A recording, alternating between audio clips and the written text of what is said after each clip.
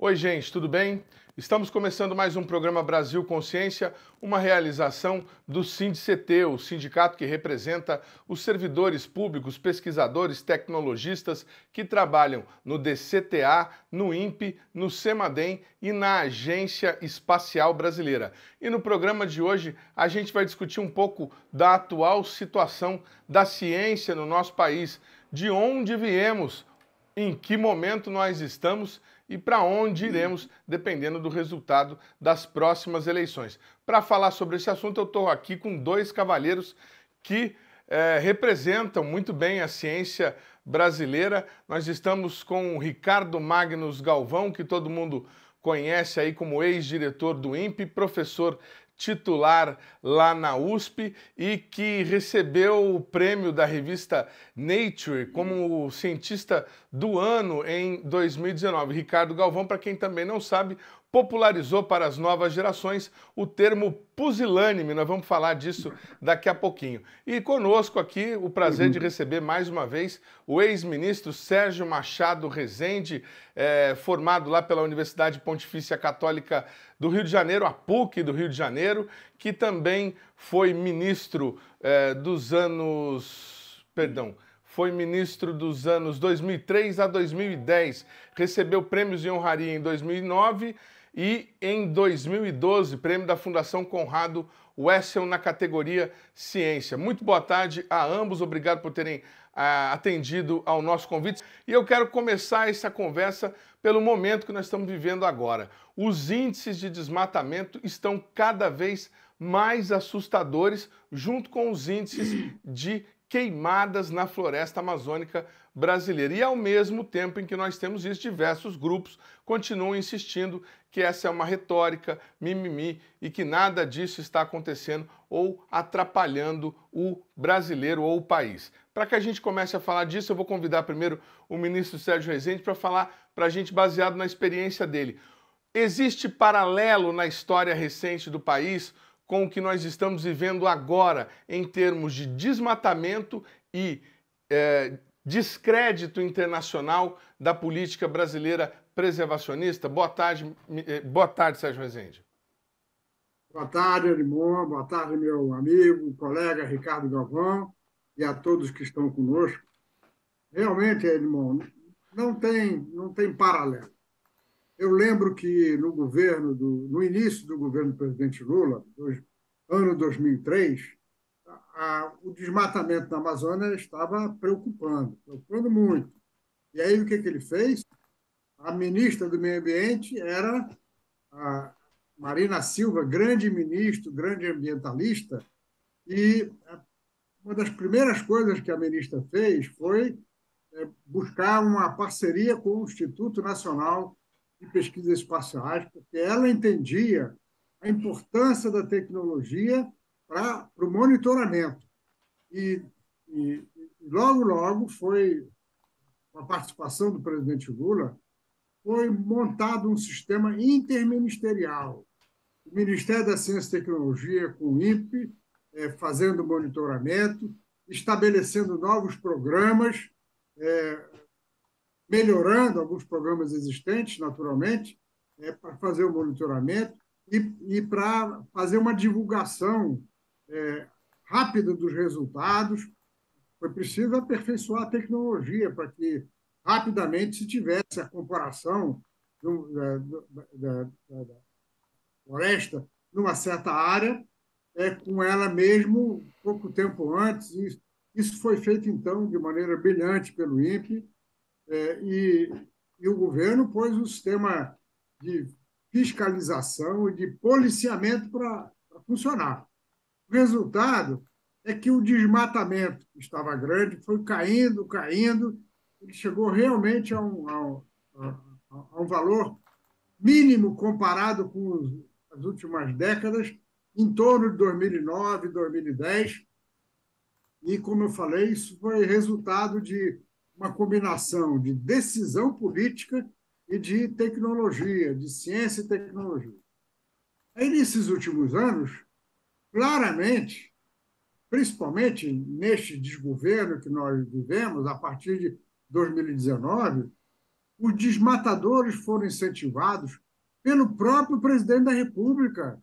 Ele dizia que os outros países já tinham desmatado as suas florestas, tinham acabado com as suas florestas para aproveitar as riquezas, sei lá o quê, e que o Brasil tinha todo o direito de fazer o que bem quisesse com a Amazônia. Uma coisa absolutamente sem sentido.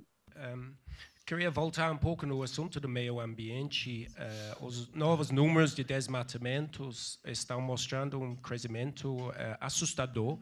O IBAMA está dando menos multas, menos operações.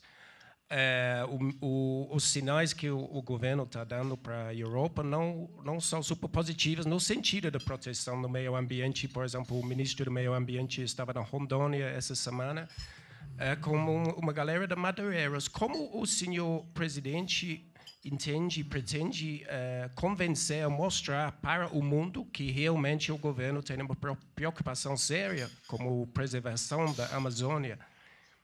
Por favor. Primeiro, você tem que entender que a Amazônia é do Brasil, não é de vocês. A primeira resposta é essa daí. E aí o que aconteceu? Logo nos primeiros meses de 2019, o INPE começou a detectar um aumento do desmatamento, com toda a tecnologia que tinha. E o que aconteceu? O presidente da República, esse desmiolado que está aqui até hoje, não aceitando resultados claros, evidentes da tecnologia do INPE, começou a criticar o órgão, e aí ele pediu a do diretor do INPE, como se a cabeça do diretor do INPE, sendo cortada, fosse acabar com esse problema de desmatamento. Isso que acontece de muitas divulgações, por exemplo, como a de agora, de ontem, do INPE, é uma cópia de anos anteriores. Até mandei ver quem é o cara que está na frente do INPE, para ele vai ter que vir se explicar aqui em Brasília esses dados aí que passaram para a imprensa do mundo todo, que, pelo nosso sentimento, não condiz com a verdade. Até parece que ele está a serviço de alguma ONG, que é muito comum. Esse diretor é exatamente o nosso Ricardo Galvão, que assumiu uma posição que nos deixou todos na comunidade científica orgulhosos. Ele não aceitou as acusações, as blasfêmias proferidas pelo presidente da República, e ele o enfrentou de maneira muito dura. E o que aconteceu é que ele trocou o diretor do INPE, mas ele trocou o diretor, não conseguia trocar toda a equipe técnica, nem os equipamentos, e o INPE continuou detectando e divulgando esse desmatamento. Eu não sei o que aconteceu internamente no INPE desde então, não tenho muito contato, mas o fato é que o INPE continuou mostrando que o desmatamento está muito alto. Cada divulgação do INPE, em comparação com anos anteriores, mostra que a situação é de total descalabro. E o problema é que isso vem crescendo, e vem crescendo, como eu disse, estimulado pelo próprio presidente da República. E aí, não é uma coisa muito fácil de reverter, não, porque estabeleceu-se. Muitos outros desmatadores foram para a Amazônia e acabaram tomando conta daquela região, de modo que a reversão disso, eu não tenho dúvida que vai ocorrer com a eleição do presidente Lula, mas não vai ser uma tarefa fácil. Como não vai ser uma tarefa fácil reconstruir tudo que foi destruído por esse desgoverno que está aqui nos assolando há quase 4 anos. Vou conversar agora com o Ricardo Galvão, personagem que foi citado pelo ex-ministro Sérgio Rezende, o embate com o presidente Bolsonaro, por conta dos números apresentados pelo desmatamento. Mas antes, nós vamos mostrar para vocês que números são esses, alguns desses dados, né, que o INPE divulga publicamente. Estamos colocando aí para vocês na tela nesse momento. Vocês podem observar lá em 2004, né, o desmatamento lá em cima, acima de 25 mil quilômetros quadrados, se eu estou lendo bem, exatamente 25 mil quilômetros quadrados. Aí você tem uma queda de menos 84% até o ano de 2012, onde o desmatamento, ou quando o desmatamento alcança aí pouco mais de 5 mil quilômetros quadrados de área, e depois de 2012 você tem ali uma oscilação entre 2012 e 2014 até uma alta desenfreada em 2016 e uma sequência de aumento até 2021, totalizando 189% de aumento desde aquele momento. Galvão, a retórica, principalmente do Salles lá durante o debate, ficou evidente que a retórica deles é essa, é dizer que o maior desmatamento aconteceu durante a gestão do Lula, lá em 2014. Por que esse argumento não deve ser levado em consideração pelo nosso telespectador? E aproveitando que você está aqui, a gente pode falar agora que a eleição acabou, ao que você atribui que o ministro Motosserra, ou o ministro que queria passar a boiada, tenha sido tão bem votado no país, principalmente ali no conhecido eixo do desmatamento do Centro-Oeste? Boa tarde. Boa tarde, Edmond. Muito obrigado pelo convite. Obrigado ao Sérgio pelas palavras, um amigo de muitos anos, foi um exemplo de ministro de Ciência e Tecnologia no país, né? Bom, o que acontece, esse pico do desmatamento, que na verdade mencionaste em 2004, 2014, foi em 2004, no governo Lula. Aliás, o Bolsonaro ontem, tentando atacar Lula, disse que nos 2 primeiros anos de desmatamento do governo Lula, a taxa de desmatamento foi maior que nos 2 primeiros anos do governo Bolsonaro. Isso está correto, ele foi ardiloso nisso, porque quando o Lula assumiu, o desmatamento já vinha crescendo. Houve um grande pico antes no governo Fernando Henrique, acima de 29 mil quilômetros quadrados, mas que o Fernando Henrique reagiu criando mais reservas indígenas e parques nacionais. Isso decresceu um pouco o desmatamento, mas a pressão dos matadores é muito grande e começou a aumentar, não? Principalmente não só para a venda de madeira, mas também mineração ilegal e grilagem de terra. Nós sabemos que 30% do desmatamento da Amazônia é grilagem de terra, não? E aí não vou repetir a história que o Sérgio já falou muito bem, foi criado o sistema DETER, que deu alerta de desmatamento. Eu acredito que ontem, no debate, inclusive, o presidente Lula não lembrou-se de todos os fatos que ele podia, na mesma hora, contra-atacar Bolsonaro. Porque até então, Edmond, tu sabes bem, sendo de São José dos Campos, que até então o INPE só tinha um sistema que dava a taxa de desmatamento anual. Então, chegava ao final do ano, sabia-se quando foi desmatado, mas já tinha ocorrido desmatamento, né? Então, a grande criatividade do governo Lula com a Marina Silva, chegar ao INPE e falar, não, eu quero um sistema de alertas diário, que dê alerta diário para agir. Eles agiram de forma contundente, né? Então, essa comparação não está correta, porque o sistema DETER, quando Bolsonaro assumiu, o sistema estava operativo, tá? E o que fez Ricardo Salles com os ataques? Disse que os dados que o sistema DETER fornecia não eram suficientemente precisos para tomar qualquer ação. Ou seja, ele varreu debaixo do tapete todo o grande êxito que teve o governo Lula na gestão do desmatamento. Precisa haver realmente compromisso nesses números. E é isso que nós vamos construir em conjunto com esse novo modelo de monitoramento por imagens de alta resolução, realmente em tempo diário, para evitar esses problemas de lapso temporal que nós vimos aqui e que trazem distorções muito grandes no cômputo geral do volume de desmatamento no mês a mês. Só para dar uma ideia, eu gosto de citar muito esse exemplo, né?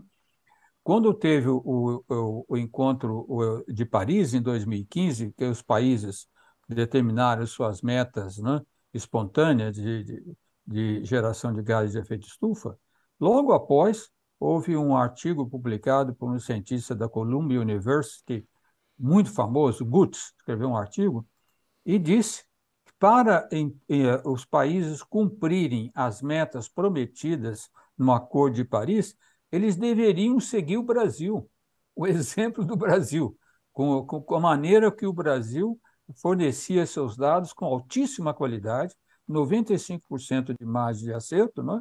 E abertos ao público. É esse abertos ao público que incomodou Bolsonaro e incomodou Ricardo Salles, porque o INPE não só divulgava dados de alta qualidade, mas imediatamente aberto ao público. Agora, a eleição de Ricardo Salles, como que ele teve tantos votos, né? Olha, Edmond, eu tenho que ser honesto contigo.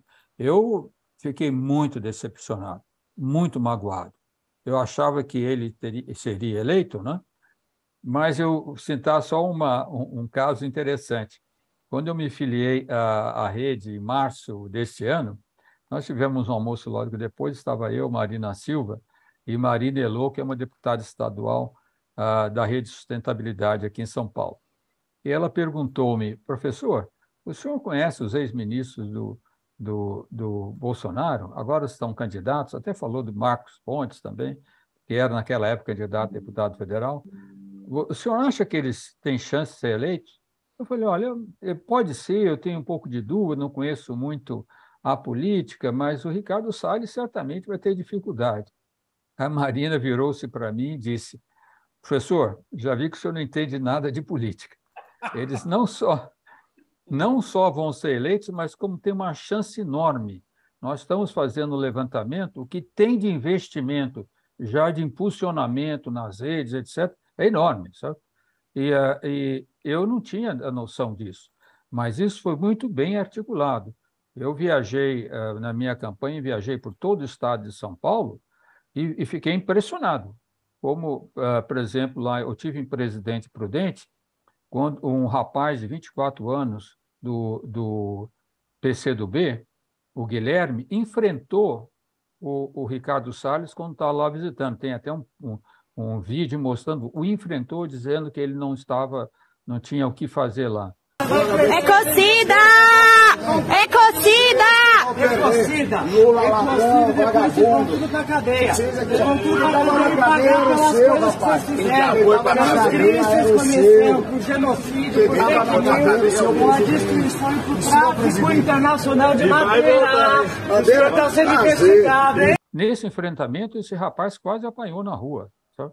Foi de uma coragem enorme.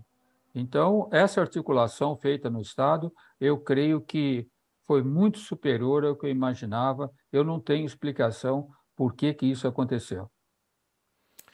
A gente está conversando aqui, tentando entender, né, quais são as falhas que a gente comete até quando tenta explicar o que está acontecendo atualmente no país. Para ajudar com isso, nós estamos agora também aqui conosco nessa entrevista, virtualmente, obviamente, com o professor Paulo Artacho, que nos honra bastante com a sua presença. Professor Paulo Artacho, que é graduado em Física pela Universidade de São Paulo, fez mestrado em Física Nuclear e doutorado em Física Atmosférica. Trabalhou na NASA, na Universidade de Antuérpia, na Bélgica, na Universidade de Lund, na Suécia, e também na Universidade de Harvard, nos Estados Unidos. É o professor titular do Departamento de Física Aplicada da USP nesse momento e uma das maiores autoridades do país em questão de meio ambiente, membro, inclusive, do IPCC, do Painel Intergovernamental de Mudanças Climáticas. Professor Artacho, muito obrigado por o senhor estar aqui conosco. Antes da gente começar as entrevistas, nós falamos um pouco de toda a situação que nós estamos enfrentando nesse momento, com índices alarmantes de desmatamento, batendo recorde a todo momento. Soltei um gráfico aqui e estou colocando na tela nesse momento mais uma vez toda aquela curva, aquela parábola que tem sua base em 2012. Eu queria que o senhor falasse para o nosso telespectador, para a gente tentar colocar um pouco de luz na cabeça das pessoas, o seguinte: o que esse desmatamento todo que está acontecendo nesse momento está provocando na nossa sociedade, no nosso meio ambiente agora, e que pode provocar num futuro próximo? A gente ouve muito falar em ponto de não retorno, e isso para algumas pessoas parece que é meio que um conto, a mulher do saco, a loira do banheiro para adultos que não são envolvidos em assuntos do clima. Queria que o senhor explicasse, por gentileza. Muito obrigado pela presença mais uma vez. Olha, os impactos do desmatamento são em várias, nós podemos analisá-los sobre vários prismas, né? Um deles do ponto de vista socioeconômico, né? Eu acho que é importante salientar que as regiões brasileiras que têm o menor IDH do nosso país, na verdade, estão na região amazônica. Porque, apesar de o agronegócio estar parcialmente estruturado lá e no Brasil Central e no Cerrado, isso traz pouquíssimos benefícios para a sociedade amazônica como um todo. Segundo, nós temos visto recentemente que toda a questão do desmatamento e as atividades criminosas e ilegais que estão acontecendo na Amazônia, elas estão essencialmente à margem da lei, à margem da nossa própria Constituição. E isto envolve tanto invasão de terras públicas para especulação, né, com o nosso território, invasão de terras indígenas protegidas pela Constituição, garimpos ilegais, colocando mercúrio no ecossistema amazônico, que está contaminando o nosso ecossistema e a população amazônica de uma maneira muito intensa. Todas essas atividades ilegais jamais deveriam ser permitidas num país onde as leis e a Constituição tivesse algum valor. Esse é o aspecto socioeconômico. O aspecto ambiental é igualmente importante, porque a Amazônia processa a maior quantidade de vapor d'água que irriga o agronegócio no Brasil Central. Mato Grosso do Sul, Tocantins, Goiás e assim por diante. Portanto, o próprio agronegócio acaba dando uma espécie de um tiro no pé ao, basicamente, parte dele fomentar o próprio desmatamento da floresta amazônica. E, por último, nós temos os compromissos brasileiros internacionais, né, através do Acordo de Paris, e a importância estratégica de mantermos o carbono da floresta amazônica na própria floresta, não agravando a situação da emergência climática que estamos passando no nosso planeta. Então, são essas três importantes facetas do desmatamento que eu acho que é importante a população brasileira se conscientizar. Muito bem, nós vamos para um rápido intervalo e a gente volta na sequência falando sobre cortes no orçamento e medidas para proteger a floresta brasileira. Um instante só, não saia daí.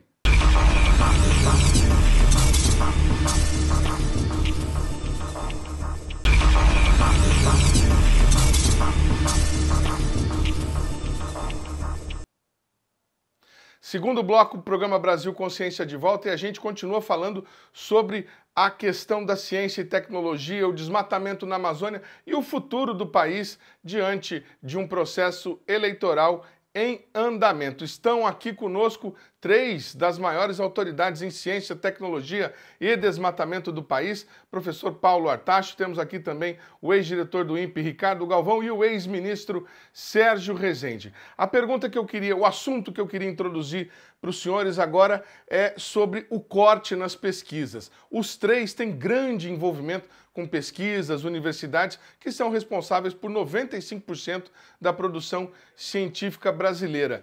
O que representa essa ameaça de corte que foi feita agora? O MEC recuou, disse que vai liberar o recurso, mas não disse quando, diante de tudo que estamos vivendo, o que está acontecendo. O que esse corte pode impactar na vida universitária e na vida da população? Vamos começar, os últimos serão os primeiros, pelo próprio Paulo Artacho. Obrigado, Artacho. Bem, esses cortes, evidentemente, mostram que o governo realmente está, digamos assim, fomentando o atraso do desenvolvimento científico e educacional do nosso país. Os cortes nas universidades, nos institutos de pesquisa e nos organismos que financiam a ciência brasileira, como FINEP, CNPq e CAPES, são muito, muito sérios e certamente comprometem o futuro da sociedade brasileira como um todo, já que nós estamos indo a caminho de uma sociedade onde o que vale efetivamente é o conhecimento científico e tecnológico, e a questão educacional é igualmente importante, porque se quisermos reduzir as desigualdades sociais em nosso país, temos que melhorar a educação em todos os níveis, do nível fundamental até o nível superior. Então, de uma certa maneira, esses cortes refletem o atraso da visão do atual governo, do significado do desenvolvimento científico e tecnológico de qualquer nação, e está levando o Brasil na contramão dos demais países que se desenvolve através do fomento à ciência e tecnologia. Vou perguntar agora ao ex-ministro Sérgio Rezende, que também está envolvido aí com a formação do plano de governo de um eventual governo Lula para o próximo mandato, caso o ex-presidente Lula seja eleito. Sérgio Rezende, nós temos ao mesmo tempo corte em verbas de pesquisa e universidade e uma nota que eu estou lendo aqui neste momento, um despacho, na verdade, do presidente do IBAMA, do Instituto Brasileiro de Meio Ambiente e Recursos Naturais, o Eduardo Bin, que está anulando um montante em multas aplicadas por crimes ambientais no atual governo e em governos anteriores, que chega a 16 bilhões de reais. Ou seja, nós temos, ao mesmo tempo em que se privilegia desmatadores com perdão de 16 bilhões de reais em dívidas, corta-se 80 bilhões do orçamento de universidades federais e institutos de pesquisa nos últimos 7 anos. É um projeto de destruição, um projeto de ogronegócio para o Brasil? Edmond, infelizmente é isso, não há outra interpretação. Você começou esse bloco falando que as universidades públicas respondem por 95% da produção científica do Brasil. E aí eu quero voltar ao início desse desgoverno, quando o presidente da República, em torno de abril de 2019, ele estava na presidência há muito pouco tempo, ele teve a coragem de dizer que a pesquisa no Brasil era feita principalmente nas universidades privadas. E nas universidades públicas, o que se fazia era babúrdia, confusão, não se estudava, um negócio completamente descabido. Logo, logo, a comunidade reagiu, mostrou que 95% da produção científica no Brasil é feita nas universidades públicas, mas os ataques dele continuaram. Eles, por exemplo, ele com o ministro da Educação de então, atacaram as ciências sociais e humanas, dizendo que elas não serviam para o Brasil. Então, tudo que foi acontecendo está perfeitamente coerente com essa visão deles. Eles acham que a educação, a ciência e a tecnologia nada servem para o Brasil. É uma visão completamente maluca, né? Quando nós sabemos, o Paulo disse isso, o Ricardo Galvão também, a ciência e a tecnologia estão por trás, são a base do desenvolvimento de qualquer país. Nenhum país conseguiu se desenvolver sem educação, ciência e tecnologia.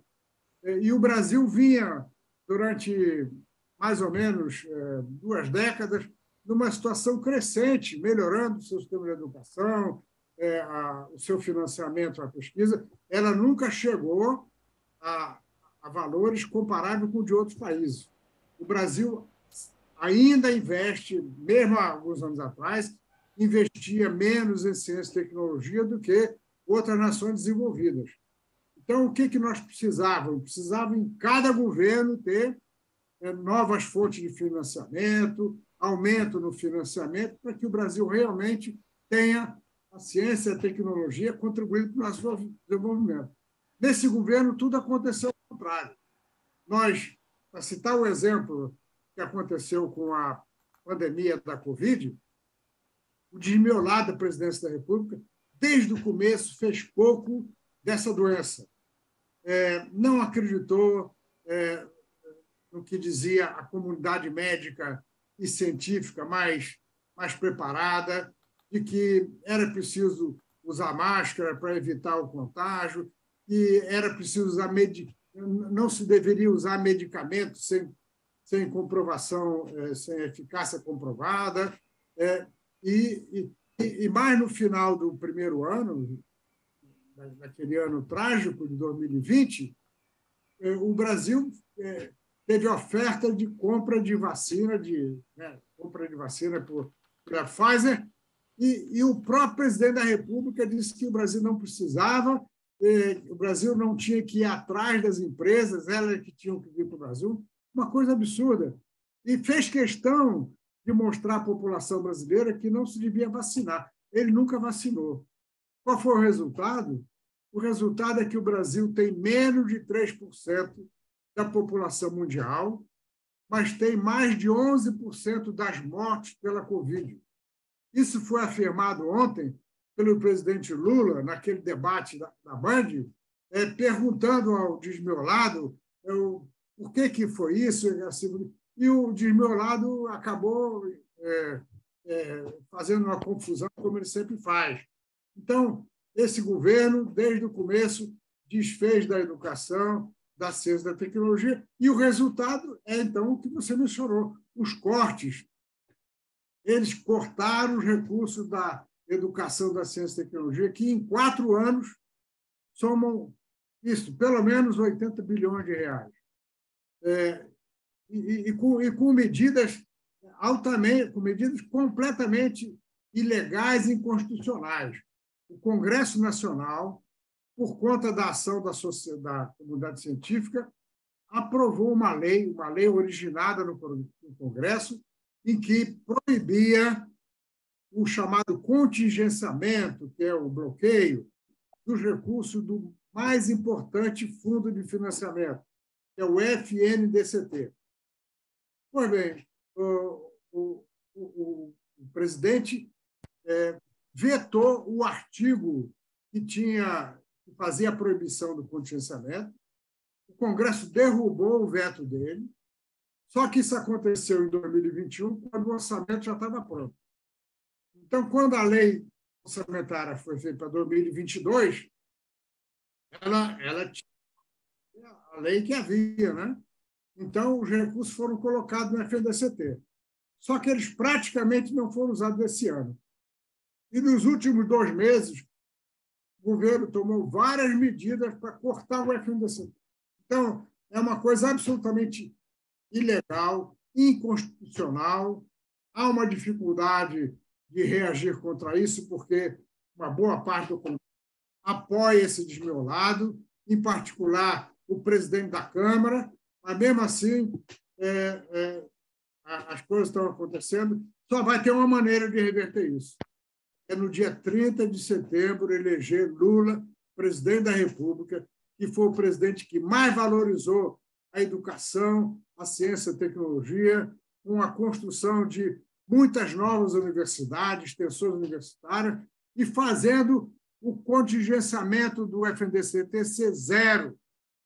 O FNDCT, no último ano do governo do presidente Lula, teve 0 contingenciamento. Então, nós temos que reagir exatamente votando no dia 30 contra esse desgoverno.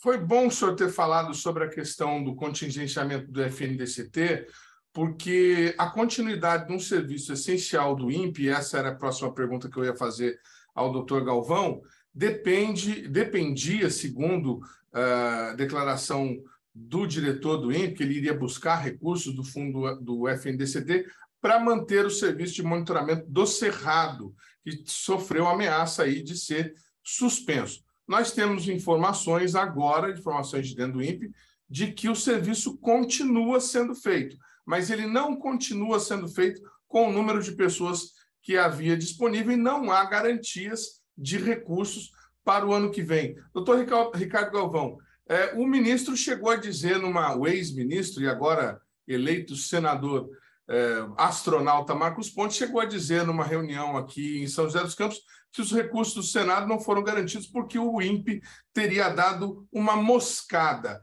O senhor que tem experiência administrativa aqui no INPE, o senhor acredita que isso seja possível e o que fazer para a gente continuar tendo esse serviço essencial que não deveria depender de um governo.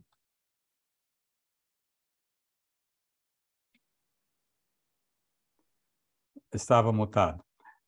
Eu vou começar relembrando uma coisa, não sei se o Sérgio se lembra, né? Porque o importante, é claro, que quando o governo Lula assumir, nós vamos estar enfrentando uma situação econômica muito difícil, né? O importante vai ser a estratégia de governo e como vamos recuperar. Mas eu não sei se o Sérgio se lembra, nós morávamos perto na praia de Copacabana, quando ele era ainda presidente da FINEP, né? E aí, quando ele foi convidado, ele disse que ia para ministro, ele me disse uma coisa interessante, não sei se te lembra, Sérgio, ele falou, no fundo do FNDCT, porque o fundo do FNDCT foi criado mesmo no governo de Fernando Henrique, e o Lula, como todo estadista, né, manteve o que era bom, manteve o fundo do FNDCT, mas era bastante contingenciado. E o Sérgio me disse, olha, o Lula me prometeu que até o final do governo ele vai descontingenciar gradualmente o fundo, e ele cumpriu. Te lembras disso, Sérgio? Certo. Quer dizer, mais importante até da coisa é o planejamento estratégico. Veja, então foi um planejamento do Lula para 7 anos de governo. Ele pensou em 4, ele ser reeleito, mas um planejamento que foi cumprido. E isso é que está nos faltando. E agora a questão do FNDCT para o INPE monitoramento. Primeiro, o Edmo, tu sabes bem o que aconteceu com o INPE, né? Ele manteve, não conseguiu coibir a divulgação dos dados, primeiro porque os pesquisadores do INPE têm altíssimo prestígio internacional, o Paulo conhece bem, o Luiz Aragão, Luciana Gatti, todos os outros, que publicam os dados na revista Nature. Ele não vai ser contra os dados da revista Nature de jeito nenhum. É muito difícil coibir. Mas o que ele fez? Ele atacou violentamente o orçamento do INPE. Descontinuou o programa de colaboração Brasil-China de fazer os satélites Cibers, né? Então não está fazendo mais, tirou os recursos para fazer o satélite Amazônia 2, então todos os recursos de desmatamento foram. E essa questão do monitoramento do Cerrado, isso daí é a coisa que mais me incomodou, Edmo. Por quê? Como é que esse monitoramento era feito? Era feito com recursos do Fundo Amazônia. A segunda versão do Fundo Amazônia foi, inclusive, eu que assinei um projeto espetacular feito pelos pesquisadores do INPE. Caiu o Edmo, caiu? Não, continua aqui. Continua aí. Então, Edmo, isso foi... quando ele cortou os recursos do Fundo Amazônia, esse afetou diretamente o monitoramento do Cerrado. Mas o doutor Cláudio Almeida, que é um grande trabalhador, foi atrás de recursos, né? Procurando viabilizar outros recursos.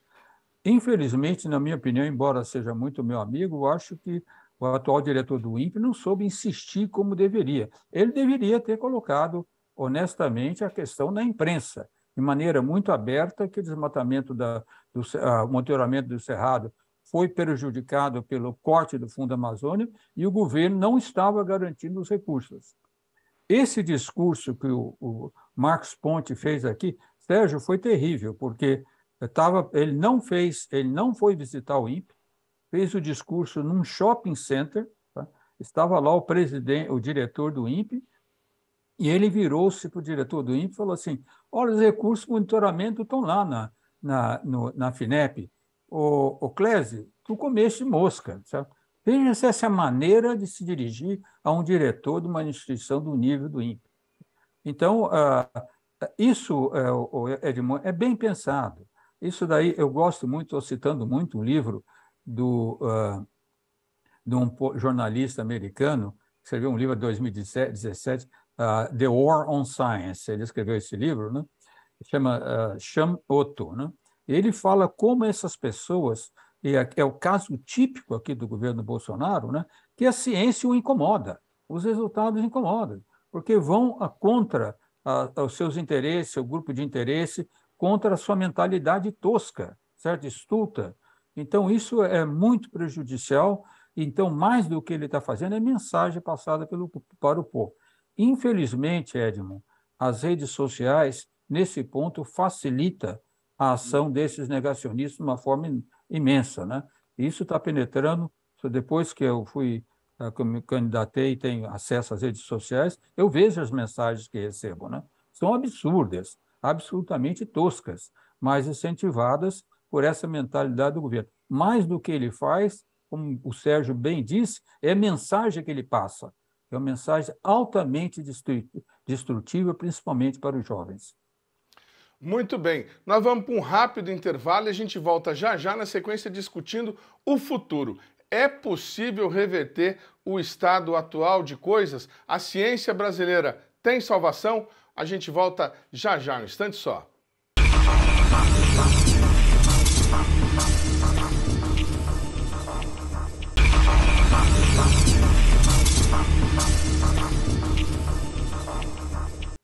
Terceiro bloco, o programa Brasil Consciência de volta. A gente continua falando sobre este momento da ciência brasileira. Temos aqui um meme, a carta aberta da ciência brasileira para Deus. Olha aí, uma única palavra, socorro. É isso que a ciência brasileira está pedindo nesse momento, ajuda a Deus para tentar intervir naquilo que está acontecendo. Vou conversar agora com o professor Paulo Artacho, que é lá da USP e que pode falar um pouco para a gente sobre a questão do corte do orçamento. Acho que no bloco anterior a gente não conseguiu deixar isso bem claro. A USP tem, por exemplo, um órgão, o IPEM, que produz radiofármacos que são usados por toda a rede básica, toda a rede pública do país, para diagnóstico e para tratamento de pessoas com câncer e outras doenças. Essa produção este ano chegou a ser interrompida por falta de recursos. O que vocês estão vivenciando no dia a dia da universidade, professor Paulo Artacho, com relação à falta de recursos? Esses serviços que a universidade presta à população, como é que eles estão funcionando aí na USP? Olha, em geral, os serviços, evidentemente, estão sendo precarizados, né? Não só na USP, mas, na verdade, em todas as universidades do nosso país. A USP ainda tem a sorte, digamos assim, de estar num estado onde ele tem recursos, digamos assim, garantidos pela Constituição do Estado de São Paulo, assim como a FAPESP, né? Infelizmente, os órgãos federais não têm essa sorte, como o IPEM, por exemplo, que você mencionou. Então, realmente, a produção de radioisótopos no Brasil, que é estratégica para as pessoas que estão sob tratamento de câncer, teve uma quantidade de problemas enormes para ter continuidade nesse ano, e, felizmente, os diretores do IPEM conseguiram contornar várias dessas dificuldades. Agora, você veja, o Brasil tem a proposta de construir um reator para a produção desses radioisótopos, só que, obviamente, isso está andando a passos de tartaruga, deixando pessoas que dependem de insumos críticos produzidos pela ciência brasileira, como são os radioisótopos, a ver navios, né? Quer dizer, isso causa mortes, isso causa transtornos na vida de milhares de pessoas, particularmente as pessoas vulneráveis com câncer. Então, obviamente, o país tem que sair desta penúria, tem que começar a reconhecer o papel que a ciência e dos serviços que a ciência faz para a sociedade o mais urgente possível, e eu espero que isso aconteça no dia 30 de novembro, como o Sérgio deixou isso muito claro. Eu quero aproveitar e fazer mais uma pergunta para o senhor, que às vezes as pessoas que estão nos assistindo acreditam que há o engajamento político. Nós estamos aqui com o Dr. Sérgio Rezende, do qual não se paira nenhuma dúvida sobre a reputação, mas que muita gente critica. O Sérgio Rezende foi ministro do Lula, então ele não poderia estar falando. O senhor que não tem essa vinculação política, né? O senhor está aqui fazendo campanha pelo Lula ou o senhor está aqui tentando alertar para os problemas que o país está surgindo? Bom, evidentemente, que o país está vivendo, perdão. Não faço campanha, obviamente, para ninguém, eu faço campanha pelo país, pela democracia do nosso país, faço campanha pela redução das desigualdades sociais, faço campanha pelo futuro do Brasil. Eu acho que esse é um ponto muito importante. Todo brasileiro que pensa de como o nosso país pode se tornar cada vez mais competitivo num mundo onde a ciência e o desenvolvimento científico e tecnológico jogam um papel cada vez mais importante, tem que ficar preocupado com estas questões. Então, independente de ser Lula ou qualquer outro governo que possa efetivamente contribuir para o futuro do Brasil e não pelo atraso, certamente esta seria o lado que a comunidade científica brasileira escolheria. Muito obrigado, Paulo Artacho, pela resposta. Eu vou agora com o ex-ministro Sérgio Rezende. Ainda dá tempo da gente salvar a ciência brasileira ou o estrago foi muito grande a ponto da gente ter que priorizar outras áreas do nosso país? Irmão, dá muito tempo. Veja, tem uma coisa importante que aconteceu nos últimos 50 anos. A comunidade científica brasileira cresceu e se tornou muito competente em todas as áreas. O Brasil tem hoje cientistas competindo com cientistas em todo o mundo e em todas as áreas. O que não acontecia há 50 anos, quando a nossa comunidade era muito pequena. Os resultados da ciência, da tecnologia brasileira, eles são palpáveis de várias formas. O número de empresas de tecnologia que surgiu nos últimos 20, 30 anos, nas universidades, na Universidade de São Paulo, aí, na Unicamp, aqui na Universidade Federal de Pernambuco, é um número que nos mostra que o Brasil, na verdade, está formando uma nova geração de empresários e empreendedores de tecnologia. Então, o sistema brasileiro evoluiu muito. É lógico que o que está acontecendo nos últimos anos produz um estrago muito grande, um grande estrago que é quase irreversível, quase, mas não é completamente, é do número de jovens sem oportunidade para fazer pesquisa no Brasil, foi para o exterior, está lá. Isso tinha acontecido há cerca de 30 anos atrás, no governo Collor.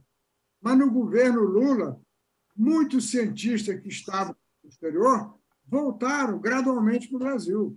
Então, esse êxodo ele nunca é revertido completamente, mas ele pode ser interrompido e ele pode ser, digamos assim, minorado. E, como eu falei, o amadurecimento e o tamanho da ciência brasileira mostram que, apesar do estrago feito nos últimos anos, nós temos condições perfeitamente de retomar o crescimento que tínhamos e retomar o papel da ciência brasileira, que é contribuir para o desenvolvimento econômico e social do Brasil. Social também, porque no governo Lula foram criados vários programas no Ministério da Ciência e Tecnologia que era para desenvolver a sociedade, como difusão de tecnologia em pequenos produtores, como estímulo para os jovens estudarem mais matemática, ciência e assim por diante. Então, isso tudo pode ser revertido. Agora, será revertido a partir de janeiro de 2023, com Lula reeleito ou eleito novamente no dia 30 de setembro. Nós precisamos agora fazer esse papel de formiguinha, conversando com cada pessoa, mostrando que, se Lula não for eleito, o Brasil realmente vai continuar nessa situação muito complicada, de grande retrocesso. A única salvação é Lula eleito no segundo turno, dia 30 de setembro. Muito bem. Bom, vamos conversar agora com o Galvão. Eu quero colocar uma curiosidade aqui para os nossos telespectadores. Estou colocando na tela, viu, doutor Galvão? O índice de pesquisas no Google da palavra pusilânime. Lá em 2019, quando o senhor deu uma declaração, teve um pulo aí nessa palavra. O pessoal quis saber bastante o que significava o termo. E a pergunta que eu quero fazer para o senhor é assim, a gente não quer ser alarmista, mas tem certas coisas que chamam a atenção. Outro dia a gente entrevistou a doutora Luciana Gatti, que o senhor mencionou aí durante o nosso bate-papo, se eu não me engano, no primeiro bloco. ela mostrando um estudo fantástico que foi enviado para a Nature agora recentemente, que mostra uma comparação das emissões de carbono na floresta nos últimos 2 anos em comparação com os 10 anos anteriores. E o crescimento é exponencial. Esse trabalho ela apresentou lá na SBPC, estivemos nós 4 lá, e rapaz, depois você vai ver nas redes sociais a transmissão do vídeo, isso é mimimi sem comprovação científica, isso não é verdade, isso não se comprova, o ministro Salles tem números diferentes. Como é que a gente faz para que o conhecimento científico verdadeiro se sobreponha a essa onda, essa avalanche, essa guerra de narrativa que a gente vive hoje? Eu sei que essa não é a pergunta mais fácil do mundo. E se a gente não conseguir vencer essa batalha e caso de repente não se mude esse cenário nos próximos 15, 20 dias, o que o senhor acredita que possa acontecer com o nosso país? Bom, Edmo, essas perguntas são realmente difíceis, né? Eu primeiro vou começar com uma pergunta que fizeste ao Paulo, também ao Sérgio, né? A questão de envolvimento científico, ciência política, né? Teve um trabalho muito recente que chama AAAS, a Associação Americana para o Avanço da Ciência, né? Que ele chama a atenção da importância da ciência na formulação de políticas públicas.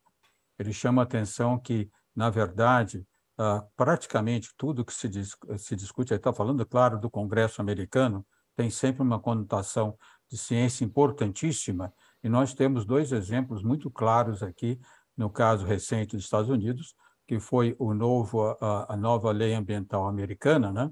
E o ato chamado Chip and Science Act, para trazer a indústria eletrônica para os Estados Unidos. Eu mesmo tenho colegas que trabalharam como consultores nesses atos. Então, primeiro, a associação, mesmo o cientista não sendo político, a associação com a política é importante para o benefício da sociedade. Naturalmente, eu sim, sou membro de um partido, a Rede de Sustentabilidade, não há como negar. Mas, veja, a eleição de Lula, que tanto o Sérgio como o Paulo também, eles dizem que é importantíssimo para a solução do país, quem disse isso foi a revista Nature. Recentemente tem um artigo publicado na revista Nature, né, que não pode dizer que a revista Nature seja dominada por marxistas, como diz esse governo. Comunistas da Nature agora. Os comunistas da não pode dizer. A própria revista Nature, fazendo uma análise muito fria, tá, mostrou que a possibilidade da ciência brasileira se recuperar, manter, chama-se Lula da Silva, não tem outra possibilidade. Isso é uma análise fria feita por eles, né? Então, essa questão é importantíssima do ponto de vista do que nós vamos fazer no país. Ora, se Lula não for eleito, né, e aqui colocar um outro ponto, não é só Lula que me preocupa, né? Preocupa até aqui no estado de São Paulo. Não sei se te lembras da discussão que teve o debate entre Tarcísio, que está na frente, e Haddad. Eu fiquei muito preocupado, porque o Paulo chamou a atenção que as universidades de São Paulo, inclusive a FAPESP, né, têm autonomia orçamentária. Nós recebemos um percentual fixado por lei do ICMS.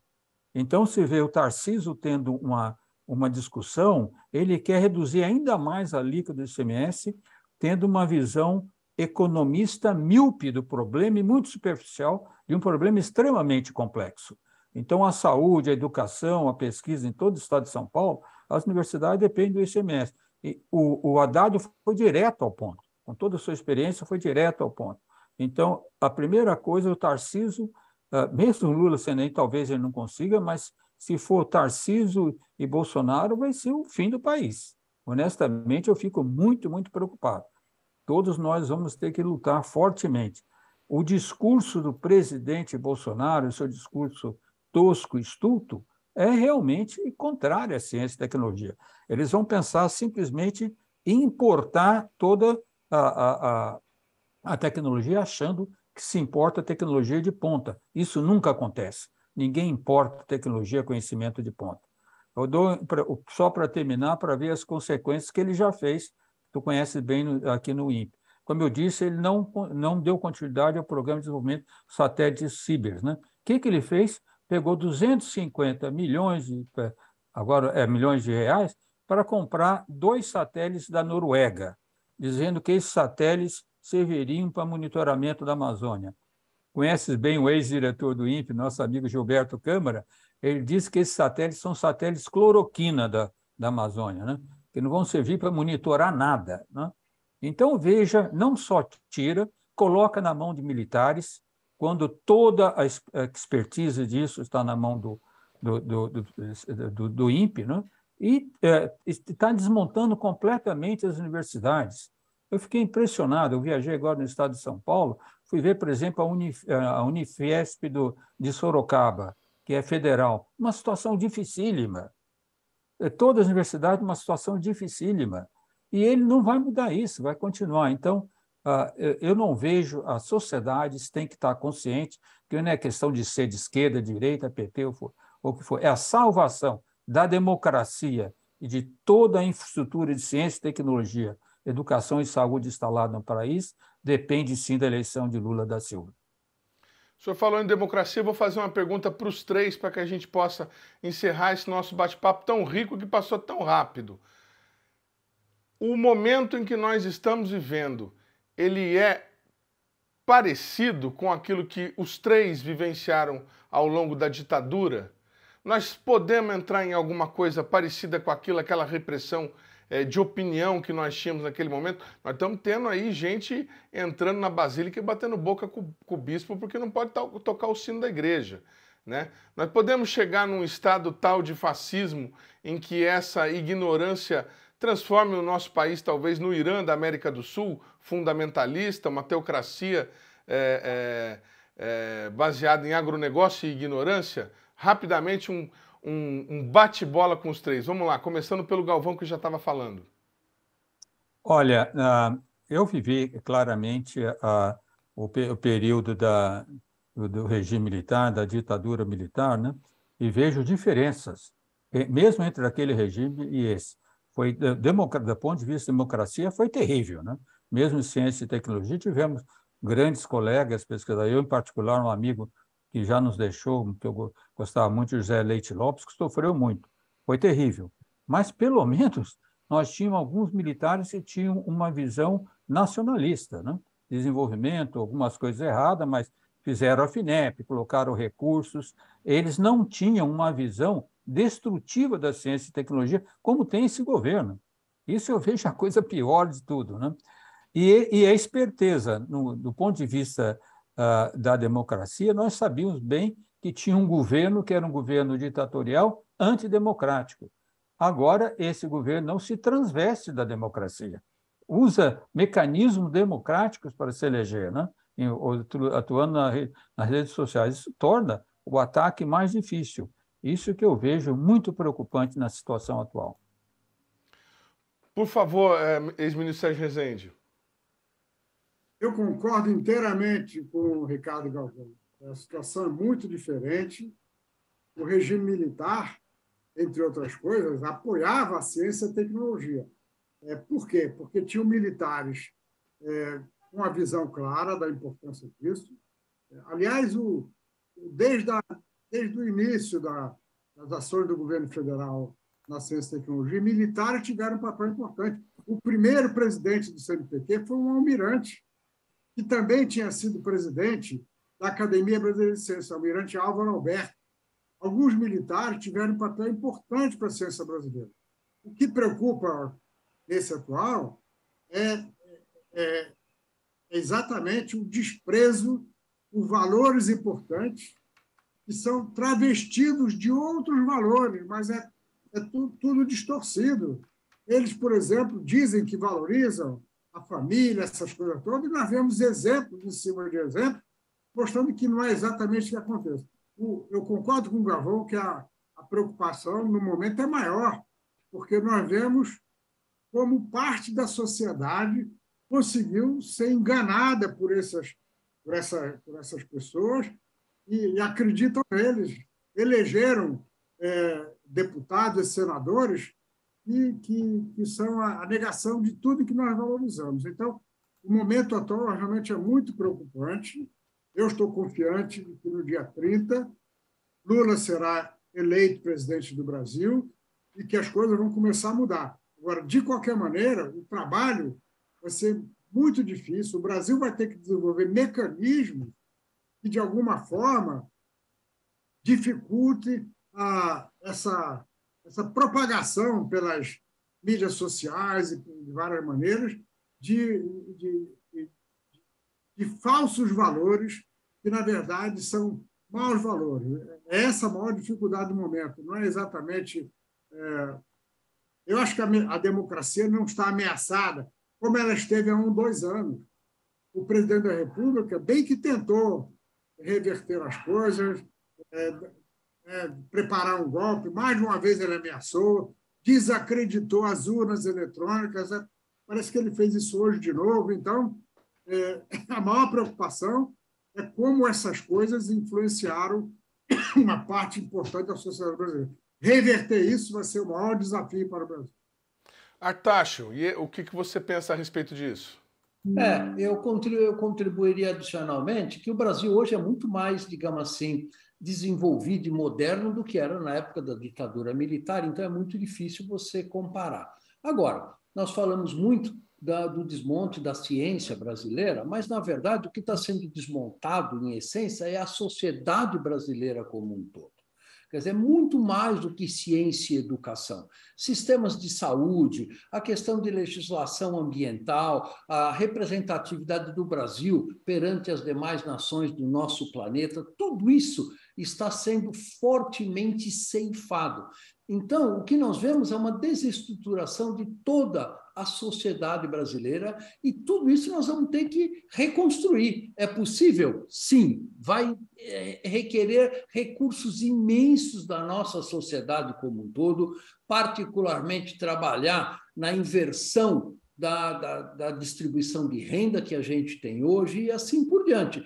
Nós vamos precisar de muitos recursos para fazer isso e esses recursos hoje estão, digamos assim, no mínimo realocados em lugares não adequados. E muitos dos danos são irreversíveis, né? Na ciência, nem tanto, eu concordo com o que o Sérgio colocou, mas, por exemplo, na destruição do que foi feito da floresta amazônica, muito disso já não tem volta, muito disso é totalmente irreversível. A destruição da imagem do país a nível internacional não vai ser recomposta, digamos assim, a partir de 1º de janeiro de graça.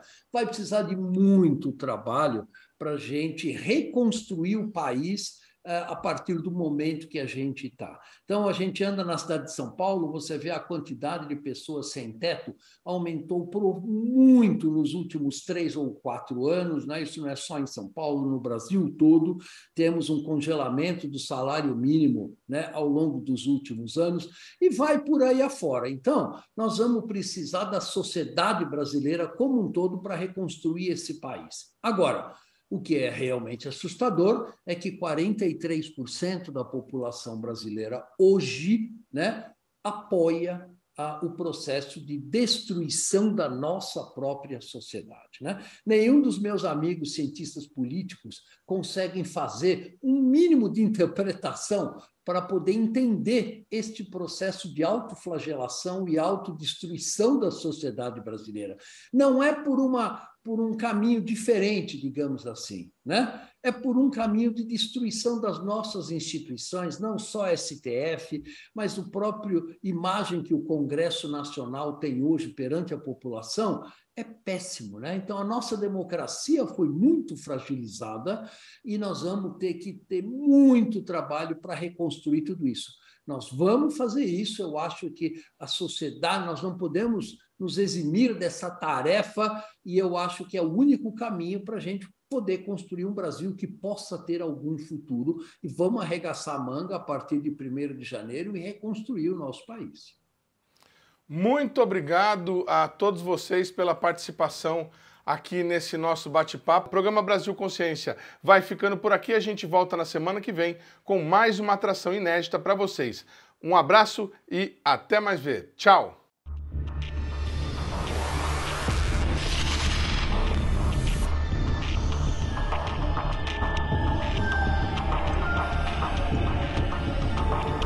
Tchau.